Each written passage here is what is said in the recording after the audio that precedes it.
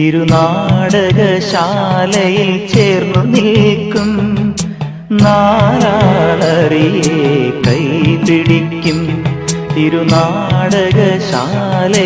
ചേർന്നു നിൽക്കും യമുനാ നദിയായി കുളിരലയിളകും നിനവിൽ അമ്പലപ്പുഴെ ഉണ്ണിക്കണ്ണനോടു നീ എന്തു പരിഭവം മെല്ലയോതി വന്നുവോ.